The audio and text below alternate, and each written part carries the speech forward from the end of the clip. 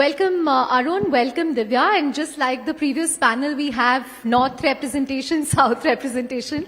And like my colleague remarked, Arun, you run a listed company and it's literally a roller coaster for you running Wonderla Holidays. Hello. Yeah, thanks for having me here. Thank you, Chandra. Nice to meet you. Yes, it is a bit of a roller coaster, literally and figuratively, especially the last 4-5 years, especially after COVID. It's been definitely a roller coaster ride, but in a good way as well. Right. You come from one of the country's, leading logistics companies, Safe Express. You come from the illustrious V-Guard family in Kerala. Growing up, did you always know that, this is what I want to do? I want to, join the family business.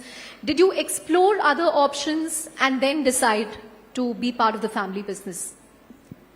Yeah, I think growing up, so this is this is a family that I married into, but I've grown up in a business family. So I think growing up, business was always something that you wanted to do. Not really, so it's kind of built into your DNA, ki, you have to be running a business. And I think that growing up and that culture that, the fact that business is dinner conversation. So it's sort of in your blood. And I think that really motivated me when I was thinking. So you don't even think ki job karni hai ya kuch aur karna hai. Job nahi karni hai. I mean, I think bas banana hai. You have to create. That sense of creation is always there. And I think more than that, I think this sense of looking at a problem and always trying to find a solution for it is something that's inbuilt. Right. Arun, take us through your own journey. So my journey has been a little different. I think my dad's business is V-Guard Industries, which is electrical component manufacturing. And when I was studying in college, he had this bright idea that he's going to get into amusement parks and resorts. And how did that happen? That is a pivot which is so unusual, right? Yeah, one day you're making voltage stabilizers and the other day you're running an amusement park. Yeah, I think, so my dad is an engineer at heart and he always wanted to build stuff, and that's how and I kind of have the same kind of inclination. I've done engineering. I've done my master's in engineering as well. So I just felt that this is a very exciting business to kind of join. And it was a kind of a startup when he had, built this around the year 2000 when I joined the business in 2002 when it was still like a 2-year-old business. And at that time, we didn't think that it'll be a listed business or it'll be, it'll get to where it is today. But like she said, I think we've been brought up with this thing that, you need to get into business, everything, a lot of conversations around business at home. There's always this training that subconsciously keeps happening at home, I guess. So we are always drawn to it. And, there's always pressure also, I guess. How do you deal with that pressure? Because from the outside in, when I look at both of you, I would imagine, what a nice life, right? You grew up in a family which is very well-to-do, not wanting for anything, very privileged compared to others. But internally, it's always running through your mind, my dad has done this, my mom has done this. What is my legacy going to be? So how do you kind of deal with that? Honestly, I didn't deal with it. I just thought I'll do my own thing. And of course, my dad has definitely played a big role in, kind of mentoring me and, kind of getting me to look at, hiring or like how to build a team or a system at work. So those things obviously, helped a lot. But I think definitely, it's something that I think we're kind of, thrown into the deep end, if you know what I mean, and then say, okay, you swim, learn to swim in a way. In my experience, we also kind of learned together as well, because this was a new business for him too at that point. And so we kind of learned bits of this together. And I was always a theme parks buff, so I visited a lot of parks as a child as well. So for me, it was kind of bringing a lot of our dreams to life in a way. So I think the pressure part happens only when we take loans and when we have to build new parks and then we have to keep growing revenues.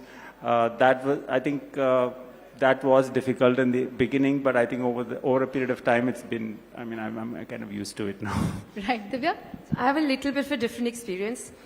Safe Express is in logistics, but logistics is still a very new word. When we started out, it was trucking. Trucking का धंधा था and trucking में लड़कियों का कुछ काम नहीं होता था. So when my mother-in-law started out, she never went to office. So I remember when I got married, I think maybe a month later, she's like, you know, you're educated, you got a degree from Cambridge, and you need to get to office. So I showed up, and I think I was probably one of the first women, you know, on the hub floor. And I still remember walking in, and there'd be Round of applause for that. That takes a lot of, yeah.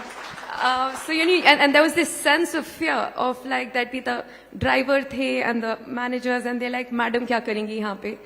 And I think it was very, very exciting for me because I felt I was able to bring in a brand new perspective. You know, I think women work differently. But do you think they were humoring you, or you know, how tough was it to actually earn their respect? Was it like Malkin ki, you know, No, bahu aa of course, gayi, it's yeah. incredibly hard. You know, I mean, for everyone who thinks that it's easy, I think the first gen has it you know, the second gen is always looking behind, right? You know, everyone's always like, There are a lot of they first gen people in the I think house. for all the first generation entrepreneurs, we're always thinking, are we going to match up? You know, are you going to be good enough? So I think there's always that challenge of, you know, not just proving yourself, but being enough. And when I started off, we started off working in the, you know, in the family company. And one of the things we realized was one of our big issues was manpower and people. We were trying to get manpower, but we weren't able to keep them. And that's sort of what led me to create Safe Educate, where we specialized in skilling for logistics and supply chain.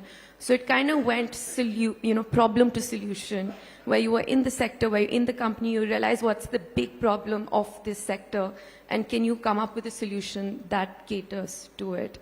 All the time, of course, looking in front and behind. Are you good enough? Do I really, you know, do I really need to prove myself to be here? Which is great. I think which is also a great motivator because it pushes you to achieve more and to be more and to show up every day. And how many women today on the floor in your company? So I wish there were more, but yes, we do we have 10 to 12% women. But I want to give some statistics. We've done a lot of research. We did a full warehouse where that was manned completely by women. And we found that they had 8% less attrition and they were 28% more productive than those run by men because they took fewer breaks. There were no breaks. They didn't want to change jobs. They were more disciplined. There were less fights. So definitely there's a case to be made to have the women not just on the shop floor, but in your family offices and family businesses.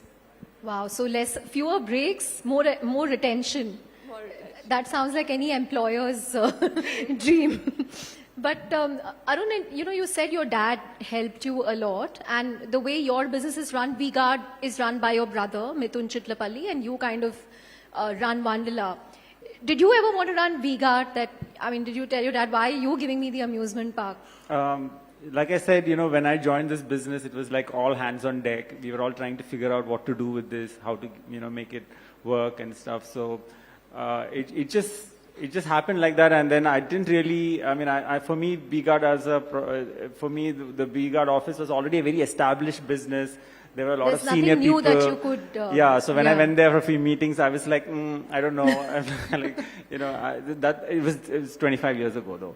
So, I could have worked there as well, but I chose this path and I don't regret it. I just felt that, you know, the journey has been amazing and a lot of learning. And I wanted to live in Bangalore as well. Whereas V-Guard was That's a good choice. based out of Cochin, and Well, it's not bad. lot of variables like that, kind of played into it. Being a younger business, I think I had more opportunity to change things and hire people who I wanted to hire and stuff like that. So I think that way it was good. Right. I wouldn't have it any other way. Right. But how was it for you? Because, COVID would have come as a shocker for the business you were in, right? Right. No one was venturing out, let alone venturing out to amusement parks. Right. So have you completely sort of recouped that growth that you saw pre-COVID? What did you have to do? And what did you do during that phase? Riding out the pandemic. Yeah. So we have a large workforce and... when obviously we had to shut the parks, we had 3 parks at that time and we had to shut all 3. So we had like almost 1,800 people who had to be sitting at home. It was tough initially. Did you have to let go of them, or you? No, we didn't let go of anyone. Everyone took a voluntary salary cut whenever the parks were shut, and that, I mean, obviously came from me, and all the way down. Of course, the people who are at the lower levels, we didn't cut their salaries as much, but everybody got their salary throughout COVID, and we retained actually almost 90% of our employees. That's amazing. During COVID. Also, another thing we did is we did a cloud kitchen kitchen business during COVID, because we had a lot of F&B staff, chefs, people like that who work in our parks. So they came up with this idea that let us at least do something with our time, and so they did that for some time, and we opened about 6 cloud kitchens across Cochin and Bangalore and Hyderabad. And we ran that during COVID. But then, of course, when the parks opened again, obviously we had to shut it down, because our priorities were obviously to run the parks more. And it was, but looking back, I think we've done much better than COVID. I think we used that time also to strategize, also to change a lot of our, the way we market ourselves. Pre-COVID, we used to do predominantly a lot of traditional media advertising, but what we realized after COVID, especially during a lot of research that we did, was that amusement parks attract a disproportionately young audience, a lot of children and young adults, and they're all on their phones. So we did that pivot during this COVID, and in fact, we completely revamped our marketing and a lot of other functions as well, sales. A lot of our IT systems were also redone during this time. So things which we could not have done otherwise, we were able to do some of those things. Some of those things during COVID. Coming to you, Divya, the logistics space in India is also in a very interesting phase, right? On the one hand, you have incumbents like your Blue Dart, Safe Express, DDTC, but you also have a lot of startups who are now getting listed. Delivery is listed, Ecom Express is planning to list, then you have Express Bees, you have, so many of these logistics players who are emerging, the third-party logistics players. How do you kind of deal with that kind of competition? Because they're also deeply funded. They might be loss-making, but they are very well funded. I love coming back to this, and I think this was a question when I first joined the business, I think 2004, 2006, 2007. Again, that was the time when the markets were rising. And I remember going and talking to my father-in-law. So we are 100% privately owned, so no debt, no private equity, so still sort of a unicorn in the real sense, a hard-to-find company. And I think as a young person in the business and coming from a banking background, the idea was, that should we not list and should we not sort of get into the markets? And I think it's been a deep, family philosophy that we wanted to build the business on our own. We wanted to have complete control over what we were building, and the focus has always been on wealth preservation. And then, of course, using whatever we have created to then invest back. Being a company that's always been profitable, we have an asset-light model, which has always given, we've been cash rich, and we've had the privilege of investing back into the company. And I think this has really shown flavor in the past 5 years, especially post-COVID, where a lot of other companies have struggled. So with startups, there's a point where you can manage the large drain.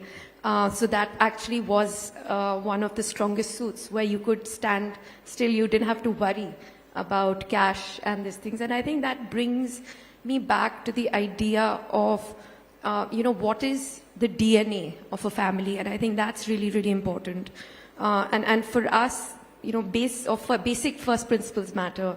So revenue first, profitability, dhanda aisa karo, jisme, you're actually creating value, not burning value for every single person controlled.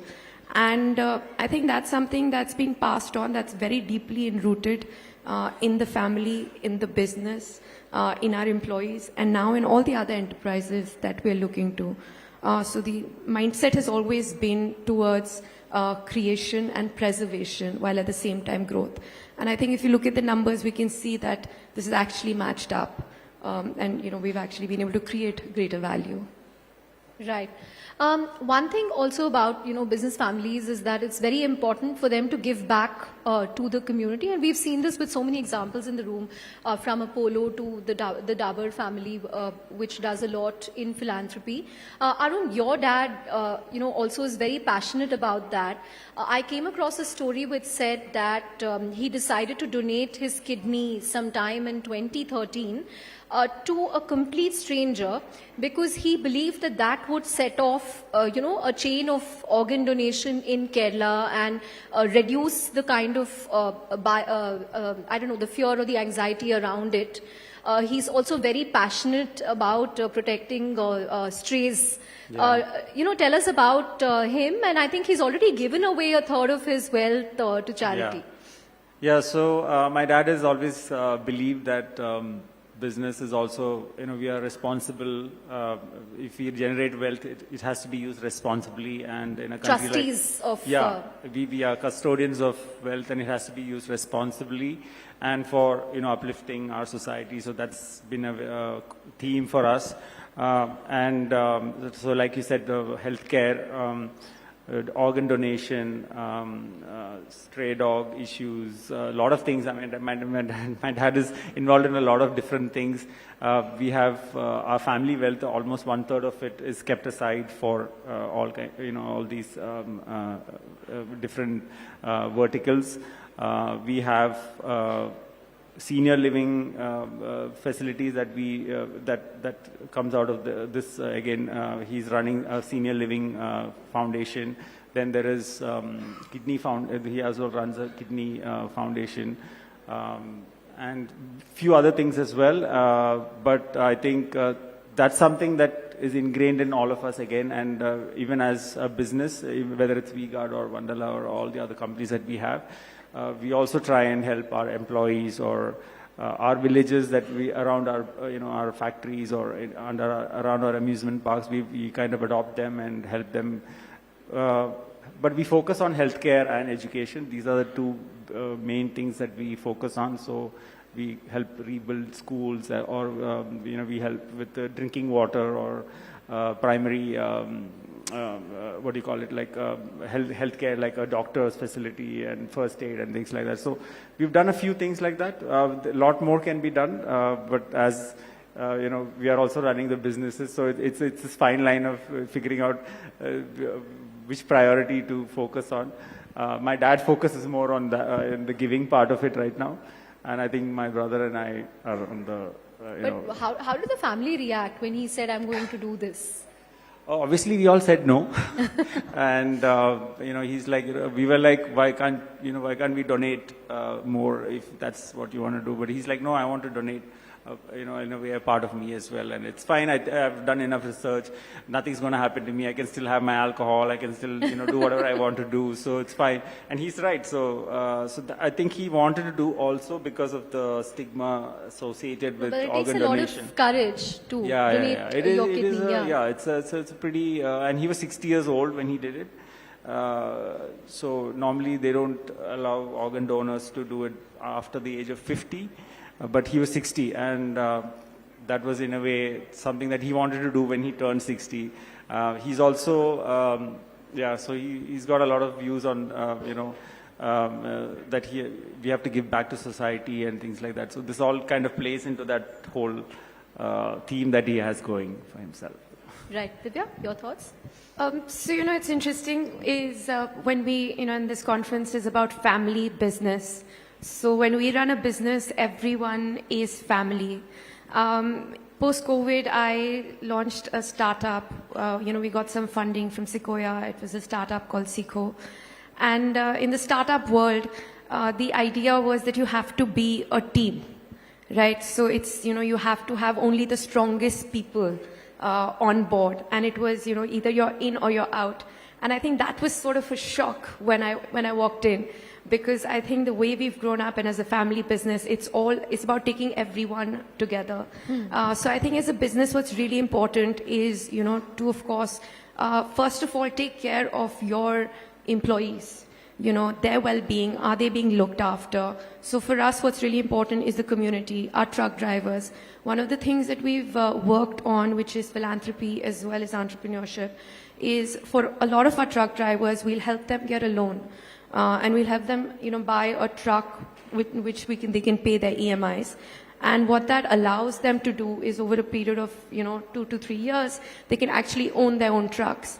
The first truck driver who worked with Safe Express today actually has a fleet of 500 trucks. Wow. And a turnover of more than 100 crores on his own. So there's a strong push of creating entrepreneurs, of working back with the community that we are working with. There's a lot of work that we do with truck drivers, their upliftment. So another interesting statistics is 2 of 10 trucks lie idle in India every day because we don't have enough truck drivers. So there's a lot of work that we've done in terms of working back with their families, with their kids, to find them opportunities, whether in logistics or whether in other fields. Education and healthcare are areas which are very important to us. Thirdly, which is smaller, but we are Jains, so giving back to the society and you know, and the Jain community also is a huge part of our, you know, giving back initiative. And finally, green is our color, so giving back for the environment is something that, you know, all of us engage with. For me personally, I think women, as you have noticed, is a huge part of it.